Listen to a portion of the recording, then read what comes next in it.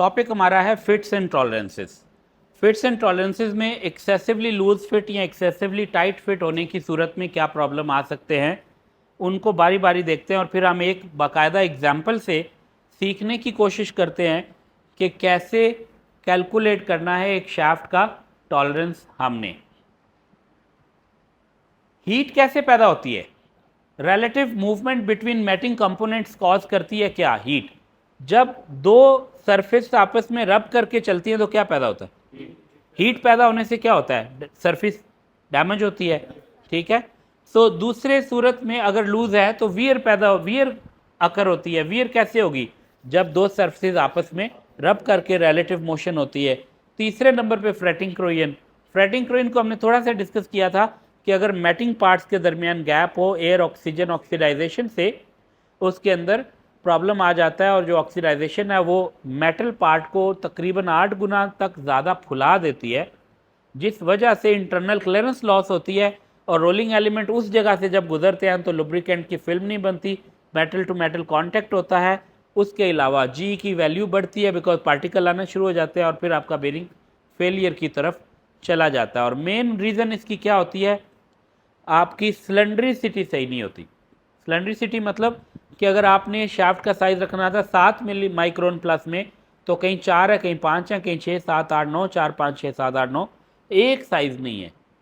तो ये तीन चीज़ें लूज फिट की वजह से होती है। टाइट फिट से क्या होता है? ऑपरेटिंग टेम्परेचर बढ़ता है। वो कैसे बढ़ेगा? जब फिट टाइट होगा, इंटरनल क्लियरेंस लॉस होगी और प्री लोडिंग होगी और बेरिंग आपका फंस के चलेगा और वो टेम्परेचर बढ़ेगा। रिंग फ्रैक्चर, अगर आपने शाफ्ट बनानी थी 20 माइक्रोन प्लस में किसी भी साइज़ पे, आपने बना दी 80 माइक्रोन प्लस पे, आपने हीटर पे बेरिंग गर्म किया, उसको फुलाया और शाफ्ट पे चढ़ा दिया, ठंडा होके इनर रिंग वापस आना चाह रही है 20 माइक्रोन पे, 10 माइक्रोन पे, 5 माइक्रोन, 0 पे अपने, लेकिन टॉलरेंस इतनी ज़्यादा है कि वो वापस नहीं आने दे रही, इवेंचुअली वो क्रैक हो जाएगी। ज़्यादातर ऐसे क्रैक क्लीन क्रैक होंगे, हेयर लाइन क्रैक, और ये क्रैक जो होगा ये कुछ घंटों में या कुछ दिनों में हो जाएगा। ये 5 साल नहीं चलेगा, 5 साल चल के क्रैक होगा, वो फटीक क्रैक होगा। ये जो क्रैक होगा, फ्रैक्चर होगा या क्रैक होगा, ये शुरू में हो जाएगा बिकॉज आपने उस बेरिंग को चलने के लिए वो टॉलरेंस ही प्रोवाइड नहीं की सेफ, जिसके अंदर उसको काम करना था।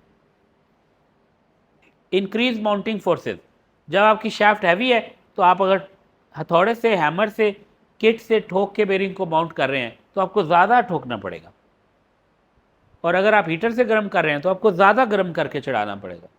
तो ये 3 और 3 6 प्रॉब्लम आते हैं जिस वजह से हम अपनी बेरिंग की लाइफ नहीं ले पाते, माउंटिंग एरर या इसकी टॉलरेंस सही ना होने की वजह से। कंडीशन ऑफ रोटेशन देखना बहुत ज़रूरी है। क्यों? कि अगर आपकी इनर रिंग ने रोटेट करना है, आउटर ने रोटेट करना है, लोड इनर पे है, लोड आउटर पे है, इंटेंसिटी कैसी है, ठीक है, लोड इंटेंसिटी कैसी है, आपका शाफ्ट जो है केम शाफ्ट तो नहीं है, उसकी एप्लीकेशन क्या है, फिर उसके बाद बेरिंग इंटरनल क्लियरेंस क्या है, टेम्परेचर कंडीशंस क्या है, रोटेटिंग परसीन क्या चाहिए, आपके कंप्रेसर्स के अंदर जहाँ आपके ब्लेड्स ने बिल्कुल साथ साथ चलना होता है, वहाँ अगर क्लियरेंस थोड़ी सी भी गलत बेरिंग की चूज़ हो जाएगी तो टच कर जाएंगे और डिज़ास्टर होगा। उसके बाद design, material and shaft and housing, ये इंपॉर्टेंट चीज़ें हैं। माउंटिंग एंड डिसमाउंटिंग टेक्निक्स, आप विड्रॉल स्लीव यूज़ करते हैं, जहाँ पे शाफ्ट के साथ कॉलर होता है वहाँ पे आप उसको यूज़ करते हैं। अडेप्टर स्लीव का मतलब कि कहीं पे भी शाफ्ट पे अडेप्टर स्लीव रख के आप उस पर अगर लॉक नट लगाते हैं तो वो अडेप्टिव होने की वजह से वो वहीं पे माउंट हो जाती है या बेरिंग को माउंट कर लिया जाता है। लेकिन याद रखें, अडेप्टर को माउंट करना बहुत आसान है, सम टाइम अगर लॉक नट सही जगह पे रख के टाइट कर नहीं किया तो वो फिर आपको प्रेस पे जाके खुलवाना पड़ेगा, फंस जाएंगे। और विड्रॉल में उसको डिसमाउंट करने के लिए कॉलर चाहिए, वो अपनी उसकी माउंटिंग थोड़ी सी कॉम्प्लिकेटेड हो सकती है और अडेप्टर की जो डिसमाउंटिंग है कॉम्प्लिकेटेड हो सकती है, जबकि विड्रॉल की जो डिसमाउंटिंग है वो आसान है और अडेप्टर की माउंटिंग जो है वो आसान है। तो इसलिए आप ये डिसाइड करते हो कि मुझे क्या चीज़, मतलब प्लांट पे जब भी फेलियर आएगा मुझे जल्दी जल्दी खोलना है या जल्दी जल्दी बंद करना है, इसको माउंट करना है। तो ये चीज़ भी डिस्कस की जाती है इसके अंदर mounting dismounting, axial displacement of non locating bearing, bearing में टेपर बोर, इन चीज़ों की बुनियाद पे शाफ्ट और हाउसिंग के फिट्स बनाए जाते हैं। ठीक है, मैंने एक सब्जेक्ट ये आपके लिए रखा था जो कि उस वक्त आप बात कर रहे थे 4 पॉइंट कॉन्टैक्ट बॉल बेरिंग की। ये बड़ी इंपॉर्टेंट स्लाइड है, मैं इसको पॉइंटर से आपको एक्सप्लेन करता हूँ। ये क्या बेरिंग है, नाम बताइए? Deep groove ball bearing. और इसके साथ ये क्या है? End plate, cover. ठीक है, कवर ने आउटर रिंग को लॉक किया है कि नहीं?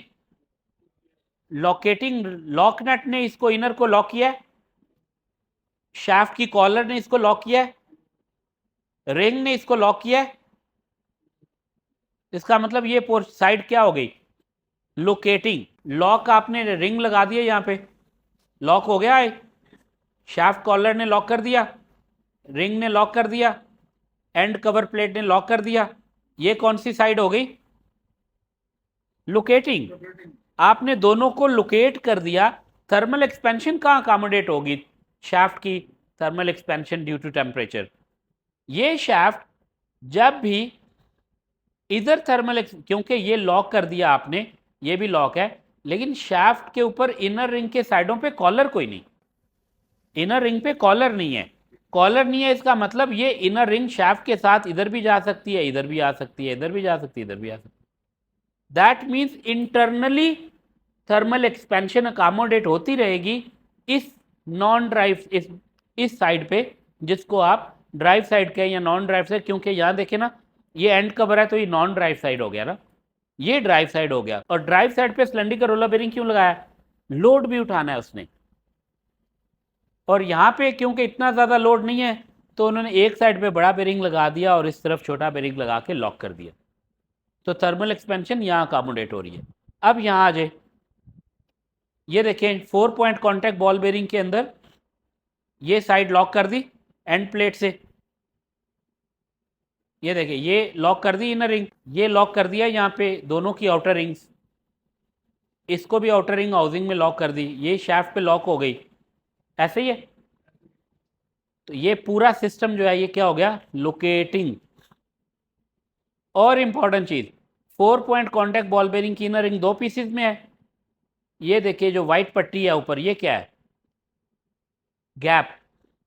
इसका मतलब हाउसिंग को टच नहीं करवाया गया बेरिंग की आउटर रिंग के साथ, ताकि इस पे लोड ना आए। ये लोड नहीं लेता। लोड डालेंगे, specially radial load, radial load डालेंगे तो क्या होगा? इनर रिंग खुल जाएगी, तो उन्होंने इसको टच नहीं करवाया, गैप दिया। ये लोड उठा रहा है सिलेंडर का रोलर बेरिंग हैवी ड्यूटी, ये लोड उठा रहा है, ठीक है। लेकिन क्योंकि ये लॉक कर दिया यहाँ पे पूरा सिस्टम, यहां देखें ये भी लॉक है, लेकिन इंटरनली ये इनर रिंग जो है रोलर के नीचे टू एंड फ्रो मूवमेंट करके थर्मल एक्सपेंशन को अकोमोडेट करती रहेगी। नॉन लोकेटिंग ये हो गया ना, और ये लोकेटिंग हो गया, इसी में ये लोकेटिंग और ये नॉन लोकेटिंग साइड हो गई, ठीक है। अब एक और एग्जांपल देखिए, ये आपने टेपर रोलर बेरिंग लगा दी, कौन सा अरेंजमेंट है? Face to face, back to back, या टेंडम अरेंजमेंट? क्या अरेंजमेंट है ये? बैक टू बैक नहीं है, ये फेस टू फेस है। इंपॉर्टेंट चीज याद रखिएगा, ये देखिए ये छोटा फेस है, ये बड़ा, इस तरफ फेस बड़ा है, ये बड़ा फेस है, इधर छोटा है। छोटा फेस जो है इसको फेस कहते हैं, बड़ी साइड को बैक कहते हैं। तो इसका फेस इसके फेस को फेस कर रहा है, आउटर रिंग के ऊपर हमेशा देखा जाता है, इनर पे नहीं। तो ये फेस फेस टू फेस है। दूसरी इंपॉर्टेंट चीज याद रखिए, देखिए ये एक्स बन रहा है, एक्स अरेंजमेंट भी फेस टू फेस को कहा जाता है। तो ये फेस टू फेस है। अब अगर ये शाफ्ट यहां से इधर को जाएगी, थर्मल एक्सपेंशन इधर इधर, तो क्या होगा? ये बेरिंग अलाउ करेगा, इसकी इनर रिंग साथ चली जाएगी। ये बेरिंग अलाउ नहीं करेगा, क्योंकि इसकी इनर रिंग रोलर और आउटर और हाउसिंग रोक लेंगे मिलके, लॉक हो गया। अगर ये इधर से इधर जाएगा थर्मल एक्सपेंशन ऐसे, तो ये रिंग अलाउ करेगी, ये बेरिंग वाला पोर्शन रो, ये नहीं करेगा। जब ये नहीं करेगा तो ये लॉक हो गया। दैट मीन्स दोनों तरफ से दोनों बेरिंग ने मिल के इसको लॉक कर दिया। जब लॉक कर दिया تو یہاں دیکھیں انر رنگ پہ کوئی کالر نہیں ہے، دیٹ مینس کہ یہاں سے ادھر تھرمل ایکسپینشن یہاں اکاموڈیٹ ہوتی رہے گی۔ اگر میں یہ ڈیپ گروو بال بیرنگ کی جگہ سیم یہ بیرنگ لگا دوں، فرض اب کیا ہوگا، یہی ڈیپ گروو بال بیرنگ کی جگہ سٹنڈی کا رولر بیرنگ لگا دوں، کیا ہوگا؟ آپ ایک طرف سے شافٹ پکڑ کے ایسے کھینچ لیں گے باہر، کوئی لاک ہی نہیں ہوگا نا، سمجھ آئی؟ ڈیپ گروو بال بیرنگ لاک کر رہا ہے۔ یہاں پہ اگر یہ میں 4 پوائنٹ کانٹیکٹ بال بیرنگ ہٹا دوں، نکال دوں، تو شافٹ کو ایسے پکڑ کے آپ کھینچ لیں، کوئی لاک ہی نہیں ہے۔ تو یہ صرف لاک کر رہا ہے، یہ لوڈ یہ اٹھا رہا ہے اور یہ تھرمل ایکسپینشن کو اکاموڈیٹ کر رہا ہے۔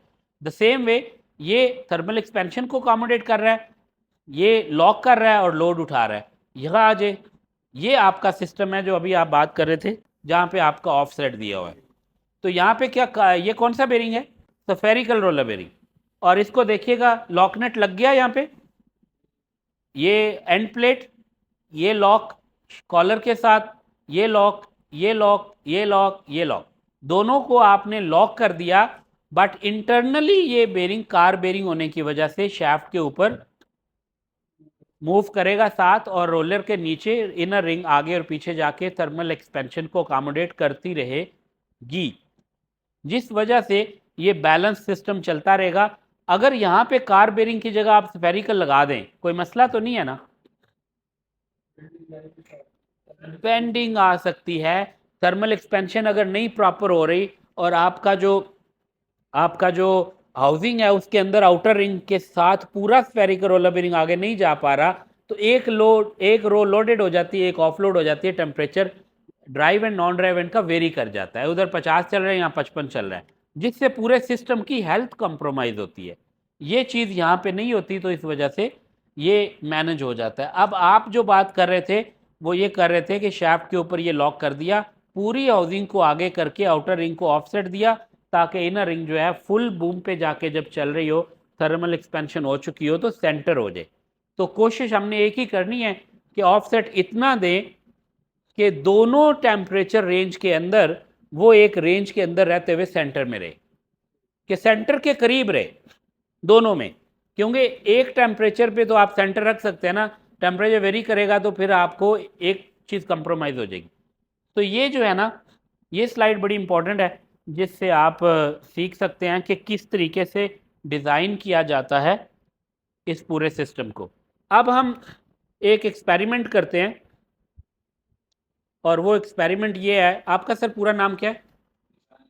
ذیشان صاحب مارکر لے لیں، اور یہ جو بیرنگ کا نمبر ہم نے لکھا ہے نا 6208، یہ لکھیں آپ سب سے ٹاپ پہ۔ پہلے ہم وائٹ بورڈ پہ خود کیلکولیشن کر کے سمجھتے ہیں، پھر میں سلائیڈز بھی دکھاتا ہوں۔ 6208 پہلے نمبر پہ ہم اس کا سائز لکھتے ہیں، یہاں لکھیں 40.000، 40.000۔ ابھی ہم نے پیکٹ کھولا، بیرنگ چیک کیا، اس کا ایک سائز یہ ہوگا۔ دوسرا سائز کیا ہو سکتا ہے؟ شافٹ کے اوپر بیرنگ ماؤنٹ ہونا ہے، پلس میں ہوگا، بیرنگ کی بات کر رہے ہیں ہم، کم ہوگا تو پکڑ آئے گی نا، اور کم ہی چاہیے ہمیں بیسیکلی۔ اگر آپ پلس میں لے جائیں گے تو شافٹ پہ لوز ہو جائے گا، تو کم جو ہوگا اس کا سائز میں آپ کو بتاتا ہوں، لکھیں 39.988، 39.988۔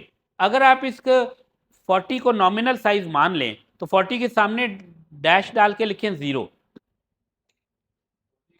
40.00 کے سامنے 0، اس کا مطلب کہ 40 نامنل ہے اور اس پہ پلس مائنس 0، اور جو دوسرا سائز ہے اس کے سامنے لکھ دیں -12۔ تو ہمارے پاس رینج کیا آئی؟ آئی ایس او کہتا ہے کہ یہ جو بیرنگ جو بھی دنیا کی کمپنی بنائے گی، وہ جب بنا لے گی تو فائنل انسپیکشن میں اس کا سائز اس رینج کے اندر ہونا چاہیے، نہیں ہے تو آپ نے استعمال نہیں کرنا۔ اگر آپ استعمال کریں گے آپ کا نقصان ہو جائے گا، آپ کی شافٹ خراب ہوگی، مشین خراب ہوگی، ان پلان سٹاپیج آئے گا، آپ اسی چکر میں لگے رہیں گے بجائے ڈیولپمنٹ کے، ریپیئر میں لگے رہیں گے۔ تو یہ سائز نوٹ کرنا بہت ضروری ہے، بجائے اس کے کہ آپ بلائنڈ ٹرسٹ کریں کہ ہاں SKF نے بنایا بیسٹ ہے، ٹھیک ہے، کوئی مسئلہ نہیں چیک کرنے کا۔ پہلا ठीक हो, सारे बेरिंग का साइज ठीक होता है। दूसरी चीज़ हमें एक यहाँ पे कैलकुलेशन करनी है, वो है इंटरफेरेंस कैलकुलेट करना है। और इंटरफेरेंस कैलकुलेट करने के लिए ये मुझे वैल्यू चाहिए एक्चुअल। ये तो मैंने रेंज बताई ना। अब आपने चेक किया, बेरिंग खोला, चेक किया, तो उसका साइज क्या आया लिखे जी, क्योंकि हर बेरिंग मैन्युफैक्चरर कोशिश करेगा कि मीन वैल्यू पे रहे। आईएसओ स्टैंडर्ड है। अभी मैं आपको चार्ट दिखाता हूँ जहाँ से मैंने देख के लिखा है, ताकि आप भी वहाँ से रेफर कर सके। नंबर चेंज हो जाएगा बेरिंग का तो आपको पता हो कि कहाँ देखना है। ये तो एक एग्जाम्पल दे रहा हूँ ना मैं। अच्छा, ये सिर्फ इस बेरिंग के लिए है। अगर ये P5 या P6 स्टैंडर्ड टॉलरेंस क्लास के अंदर बना हुआ है, तो अगर इसकी टॉलरेंस क्लास चेंज हो जाएगी तो ये डायमेंशन सेम बेरिंग के लिए चेंज हो जाएंगी। ठीक है, तो जितना प्रीसीएम क्लास बेरिंग में आप जाते हो ना, तो 12 माइक्रोन की जगह 6 माइक्रोन 4 माइक्रोन की रेंज आ जाती है। इसलिए प्रीसीएम क्लास बेरिंग महंगे होते हैं कि उनको एक रेंज के अंदर रह के बनाना बड़ा मुश्किल होता है। बहुत हाई टेक्नोलॉजी चाहिए, मशीनें चाहिए हाई एंड सीएनसी, और उसमें बनाते बनाते बहुत सारे बेरिंग निकल जाते हैं रेंज से, तो वो फिर दूसरी टॉलरेंस क्लास में चले जाते हैं, और आपको उस रेंज में जो बेरिंग मिलते हैं वो कम मिलते हैं। तो आपको फिर बहुत ज़्यादा उसमें इन्वेस्ट करना पड़ता है, टाइम लगता है, एनर्जी लगती है, महंगे होते हैं वो प्रीसीएम क्लास। आम स्टैंडर्ड क्लास के जो बेरिंग है ये सस्ते होते हैं बनाने के प्रोसेस की वजह से। तो हमने देखा कि यहाँ पे आ गया जी। अच्छा, कंपनी चाहेगी कि वो रेंज मीन वैल्यू को फॉलो करे ताकि वो रेंज से बाहर ना निकले, तो लिखे इसके नीचे लिख दे 39.994 39.994। ये -6 टॉलरेंस क्लास का बेरिंग निकल आया पैकेट से, क्योंकि हमने चेक किया है। ठीक है, अब अगले दूसरे राइट हैंड कॉर्नर पे ऊपर लिखें 40.002, इधर राइट हैंड अपने फुल राइट बोर्ड के राइट पे, यहाँ 40.002। ये अब शाफ्ट की बात करें, इधर बेरिंग है उधर शाफ्ट है। शाफ्ट का साइज आप जब इस बेरिंग के लिए बनाएंगे या बनी बनाई शाफ्ट लेंगे तो उसका साइज होगा 40.002 या 40.013। लिखें 40.0 40.013 मिलीमीटर। दैट मीन्स कि आईएसओ कह रहा है कि इसके लिए जो शाफ्ट बनेगी वो 2 माइक्रोन से लेकर 13 माइक्रोन के दरमियान बनेगी। ठीक है, अब आपने टर्नर को कहना है शाफ्ट बना के दो, और आपने कहा 2 से 13 के दरमियान बना दो, तो कोई तो एक साइज पिक करेगा ना। वो क्या होगा? 100%। नहीं, वो फिट नहीं, ये इसको कहते हैं टॉलरेंस क्लास। यहां इसके सामने लिखे K5, K5। ये मैं चार्ट दिखाता हूं ना, अभी सारा क्लियर हो जाएगा। हम इंटरफेरेंस पहले नहीं फाइंड आउट कर रहे, पहले टॉलरेंस क्लास उसकी वैल्यूज जमा मनफी करके इंटरफेरेंस तक पहुंचेंगे हम step by step. K5 small लिखना है सर, आज यहां लिखे कैपिटल K7। ठीक है, ये दोनों की टॉलरेंस क्लास है, इसके अंडर ये वैल्यूज चार्ट में दी होती हैं जो यहां मैंने लिखी है। अब अब आपने टर्नर को कहा, तो टर्नर को क्या करना चाहिए? 2 चीज़ें। अगर तो frequent machine on end of है, वर्टिकल है, जर्क लोड आता है, तो आप हायर साइड पे उसको बोलेंगे शाफ्ट बना। 13 है ना, आप बोलें 10 बना लो, 11 बना लो। अगर नॉर्मल ठंडी मशीन है, अच्छी से चलती है, कोई मसला नहीं, और टेम्परेचर गर्म होने के बाद पकड़ लेती है और उस वक्त फिट बन जाता है, तो आप कहें यार 3 4 5 माइक्रोन भी बहुत है। ऑन आइडियल सिचुएशन आप बोलो यार मीन वैल्यू अचीव कर लो। इसका मीन क्या आया 2 से 13 का? 7। लिखें जी 40.007। ये वैल्यूज हमारे पास आ गई। इधर बेरिंग पड़ा, चेक कर लिया, यहाँ शाफ्ट पड़ी, हमने चेक कर लिया, हमने कहा यार वेरी गुड। अब हमारे पास एग्जाम्पल के लिए एक्चुअल साइजेज आ गए। जब साइजेज आ गए तो हमने क्या करना है कि इसकी इंटरफेरेंस कैलकुलेट करनी है। मान ले ये 0 की लाइन है, ऊपर प्लस है नीचे माइनस है। ठीक है, बेरिंग आपका क्या बना? ये कितना है? +6 माइक्रोन। ठीक है, शाफ्ट आपकी क्या आपके पास एक्चुअली अवेलेबल है? 7+ माइक्रोन। ये -6 है। ठीक है, -6 माइक्रोन और +7 माइक्रोन। तो आप क्या करोगे? 0 से ये -6 नीचे आओगे ना, और वो +7 क्या जाओगे? ऊपर जाओगे। तो ये टोटल डिस्टेंस कितना हुआ? 13 माइक्रोन। 0.013 ملی میٹر. یہ کیا ہے؟ انٹرفیرنس ہے. یہ پکڑ. اگر یہ بیرنگ اور وہ شافٹ کے سائزز ہیں تو اس کو کیلکولیٹ کرنے کے لیے مجھے یہ سائز چاہیے. اگر یہ سائز میرے پاس نہیں ہے تو میں نہیں کیلکولیٹ کر سکتا. ٹھیک ہے. اب مان لیں آپ کو جو بیرنگ پیکٹ سے نکلا وہ 0 کا نکلا ہے. پاسبل ہے نا؟ آپ واپس تو نہیں کر سکتے، رینج میں ہے. آپ نے جو شافٹ بنائی وہ ٹرنر نے جب بنائی تو پتا چلا 2 مائکرون کی بن گئی. ہم آپ کو یہ تو نہیں کہہ سکتے یار اس پہ ہمارا بیرنگ نہ لگاؤ، رینج میں ہے نا. تو اب کیا انٹرفیرنس آئی؟ 0 + 2 تو یہ 2 مائکرون. تو یہ آ گئی 0.002 ملی میٹر. منیمم رینج آ گئی انٹرفیرنس کی، کیونکہ ہم نے منیمم رینج لی ٹالرنس کی دونوں کی، تو انٹرفیرنس منیمم آ گئی. اب مان لے ہم نے جو بیرنگ آپ کو دیا وہ پیکٹ سے نکلا -12 کا. -12 آپ نے جو شافٹ بنائی ٹرنر نے +13 کی بنا دی. +13 ٹوٹل کتنا ہو گیا یہ ڈسٹنس؟ 0.025 ملی میٹر. اس کا مطلب آپ جب یہ 2 ویلیوز فالو کریں گے اور وہ 2 ویلیوز فالو کریں گے تو آپ کی جو انٹرفیرنس آئے گی 2 سے لے کے 25 مائکرون کے درمیان آئے گی. اور یہ پتہ کیسے چلے گا؟ جب تک ہمارے پاس یہ ویلیو نہیں ہوگی، ایکچوئل ویلیو. رینج تو چارٹ میں دی ہوئی ہے، رینج نہیں، ایکچوئل بیرنگ کو چیک کر کے. اور اس کا ریکارڈ رکھنا کتنا ضروری ہے؟ کیا آپ کو پتا ہو کہ آپ کے پاس جو سپلائی آ رہی ہے اس میں کتنے بیرنگ رینج میں ہیں اور کس طرف ٹینڈنسی ہے، اوپر جا رہے نیچے جا رہے. اور یہ آپ کے پاس کیلکولیشن ہو کے رزلٹ تبھی آئے گا جب یہ ویلیوز ہوں گی. اور یہ کیوں ضروری ہے جاننا؟ اب دیکھیں امپورٹنٹ چیز، اس سے اگلا سٹیپ. یہ بیرنگ جو ہے یہ آپ نے C3 کلاس کا لیا. C3 کی انٹرنل کلیئرنس کتنی ہوتی ہے؟ 15 سے 33 مائکرون. 15 سے 33 مائکرون. مان لے کہ آپ کا بیرنگ جو ہے وہ اس کی انٹرفیرنس 2 مائکرون آئی منیمم سائڈ پہ، یہ منیمم وہ منیمم، اس کو بھی منیمم لے لیں. 15 میں سے کتنا نکالیں گے؟ 15 - 2 کتنی انٹرنل کلیئرنس کتنی بچ گئی آفٹر ماؤنٹنگ؟ 13. 13 میں سے 3 مائکرون اور نکال دو ہاؤسنگ میں جو فٹ آئے گا، 10 مائکرون آپ کے پاس بچ گئی. اب آپ نے بیرنگ جو لیا اس کی ہم میکسیمم انٹرنل کلیئرنس لے لیتے ہیں اور میکسیمم انٹرفیرنس آپ نے اچیو کر لی. بیرنگ آپ کا -12 کا تھا، شافٹ آپ کی +13 کی تھی. تو اب 33 میں سے آپ 25 نکال دیں، کیا جواب آیا؟ 8 میں سے 2 مائکرون اور نکال دیں، ہاؤسنگ میں آپ نے فٹ کیا تو 6 مائکرون آفٹر ماؤنٹنگ آپ کی انٹرنل کلیئرنس رہ گئی. یہ آپ نہ فلر گیج سے چیک کر سکتے ہیں، نہ دنیا میں کوئی اور ٹیکنالوجی ہے، یہ کیلکولیشن سے پتہ چلتا ہے. اس کیلکولیشن تک پہنچنے کے لیے مجھے یہ ویلیو چاہیے بیرنگ اور ہاؤسنگ کی. تو یہ جب آپ نے کیلکولیٹ کیا 6 رہ گئی. اب مان لے آپ کے پاس بیرنگ پڑا تھا نارمل کلیئرنس کا، وہ 12 سے 25 مائکرون اس کی ہوتی ہے کلیئرنس. ٹھیک ہے، 12 سے 25. اچھا ایک اور کیلکولیشن بھی کرتے ہیں.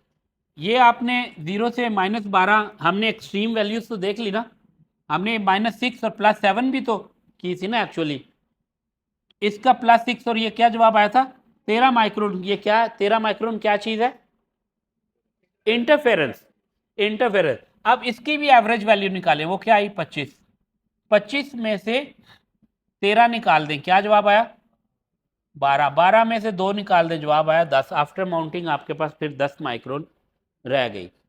تو اسی طرح اگر ہم نارمل کلیئرنس کا بیرنگ پڑا ہوا ہے، جو ہم کہہ رہے تھے نا کہ نارمل کلیئرنس کا بیرنگ اگر لگاؤ گے جلدی فیل ہو جائے گا C3 کی جگہ پہ، اور C3 لگاؤ گے نارمل کی جگہ پہ تو جلدی فیل نہیں ہوگا. اس کی ایوریج کیا ویلیو آئی؟ 12 اور 25 کی 18. 18 میں سے اس کی ایوریج ویلیو کیا آئی تھی ہمارے پاس؟ اس کی 2 اور 25 کی 13. 13 نکال دیں، ٹھیک ہے، 3 اور نکال دیں 16. تو پیچھے 1 یا 2 مائکرون رہ گئی ہمارے پاس. اور 1 یا 2 مائکرون کے اندر کیا لوبرینکینٹ کی فلم بنے گی؟ لوڈ زون آپ کا 150 ڈگری کی بجائے میں بھی 200 ڈگری 300 ڈگری پورے بیرنگ کے سرکمفرنس پہ شفٹ ہو جائے. تو اس لیے جب آپ نارمل کلیئرنس کا بیرنگ لگائیں گے وہ آپ کو پری لوڈ ہو جائے گا, کم لائف دے گا C3 کی جگہ پہ. اور اگر آپ کے پاس C2 کا بیرنگ پڑا ہوا ہے, C2 جس کی کلیئرنس لیٹ سپوز 10 سے 15 ہے, وہ اگر آپ نے اس جگہ پہ لگا دیا تو لگائیں گے تو اتنا شافٹ کے اوپر پھنس جائے گا, بیرنگ چلے گا ہی نہیں. اس لیے یہ ساری چیزیں آپس میں انٹر لنکڈ ہیں کہ آپ بیرنگ کا سائز لیں, شافٹ کا سائز لیں, انٹرفیرنس کیلکولیٹ کریں, انٹرنل کلیئرنس کے ساتھ کمپیئر کریں کہ آفٹر ماؤنٹنگ کتنی رہ جانی چاہیے, اور پھر آپ جو ہے سیٹسفیکٹریلی اپنی شافٹ اور اس کی کنڈیشن دیکھتے ہوئے. ایک اور امپورٹنٹ چیز, اگر آپ کے ٹرنر نے شافٹ بنائی اور آپ نے کہا کہ یار شافٹ بنانی ہے 2 سے 13 مائکرون کی, اس نے کہا جی کوئی مسئلہ نہیں ہے, 0 کی لائن ہے, اوپر پلس ہے نیچے مائنس. نے کہا جی 0 ہمیں 2 کی بنانی ہے نا, تو یہ 2 ہے. نے کہا 3 4 5 6 7 3 4 5 6 7, کہنا جی یہ لو جی میں نے شافٹ تو بنا دی اور رینج کے اندر ہے, نہ 13 سے باہر گیا نہ 2 سے نیچے آیا. تو اس کیس میں جب اس پہ انر رنگ بیٹھے گی اس شافٹ پہ تو کیا ہوگا, یہ ڈپ ہے یہ پیک ہے, یہاں کانٹیکٹ نہیں بنے گا, یہاں کانٹیکٹ بنے گا بہت زیادہ بنے گا, اور جہاں کانٹیکٹ نہیں بنے گا وہاں پہ فریٹنگ کروین سٹارٹ ہو جائے گی. اور وہ فریٹنگ کروین کیا کرے گی, بیرنگ کی انر رنگ کو پھلا دے گی اور انٹرنل کلیئرنس لاس ہوگی اور بیرنگ خراب ہو جائے گا. اس کی میں آپ کو باقاعدہ فوٹوز دکھاتا ہوں فریٹنگ کروین کی, آپ کے پلانٹ کی بھی اور جگہوں پہ بھی. ٹھیک ہے, اب ہم آتے ہیں سلائڈز پہ. سلائڈز کو دیکھیں, یہ چیپٹر پریزنٹیشن کے اندر میں چارٹ آپ کو دے رہا ہوں, اور جنرل کیٹلاگ کسی کمپنی کی بھی کھولیں گے اس میں دیا ہوتا ہے, اور اگر آپ ایس کے ایف وغیرہ کی ویب سائٹ پہ جاتے ہیں وہاں پہ بھی دیا ہوا ہے, اگر آپ گوگل پہ بھی لکھتے ہیں تو یہ چارٹ اویلیبل ہوتا ہے. یہ ISO کا سٹینڈرڈ کا پارٹ ہے, کسی کمپنی کی اونرشپ نہیں ہے. اس چارٹ میں اگر آپ دیکھیں گے تو یہاں غور سے دیکھیں کیا لکھا ہوا ہے, radial bearing with cylindrical bore, ٹھیک ہے, لائٹ اینڈ ویریبل لوڈ کے لیے. اس کے نیچے کیا, نارمل ٹو ہیوی لوڈ, اس کے آگے لکھا ہے general bearing applications electric motor turbine pump gearing would working machine. ٹھیک ہے, ہمارا بیرنگ جو تھا 6208 اس کی جو ایپلیکیشن تھی یہاں دی ہوئی ہے, یہ دیکھیں اس میں لکھا ہوا ہے کہ ریڈیل بیرنگ ہے سلینڈریکل بور کے ساتھ, انر روٹیٹنگ انر رنگ لوڈ ہے, انر ڈائمیٹر 40 آؤٹر 80 ہے, اور یہ لگنا ہے موٹر کی شافٹ پہ. پوری ڈیٹیلز آ گئی. اب اس چارٹ میں ہم دیکھتے ہیں موٹر کی شافٹ پہ نارمل ٹو ہیوی لوڈ میں ڈیپ گروو بال بیرنگ میں 17 سے 100, ہمارا بور سائز کیا ہے 40 فال کرتا ہے 17 سے 100 میں. اس کے آگے آپ جا کے اینڈ پہ دیکھیں کیا لکھا ہے, اسمال K5, تو یہاں سے ہمیں K5 ملے گا. اگر آپ کے بیرنگ کا بور ہوگا 100 سے 140 کے درمیان, بڑا بیرنگ ہے, تو آپ کیا دیکھیں گے M5, سائز بڑھے گا, ایپلیکیشن چینج ہوگی تو ہو جائے گا. یہ لوڈ بھی دیا ہوا ہے, P از مور دین 0.05 dynamic load carrying capacity, C جو ہے اس سے زیادہ ہوگا تو آپ اس میں فال کرتے ہو, اس سے کم ہے تو اس میں فال کرتے ہو, اور اس سے بھی زیادہ ہے تو اس میں فال کرتے ہو. تو یہ چارٹ جو ہے اس سے آپ کو پتا کیا چل گیا, یہ دیکھیں یہ کیا لکھا ہے, اس کے نیچے کلاس ہمیں پتا چل گیا. اگر آپ کا بیرنگ چینج ہو گیا اور وہ ہے سلینڈریکل رولر بیرنگ یا کارب اور سفیریکل, تو اس کے نیچے دیکھیں 25 سے 40 کے درمیان M5 بنتا, کلاس چینج ہو جاتی. ٹھیک ہے نا.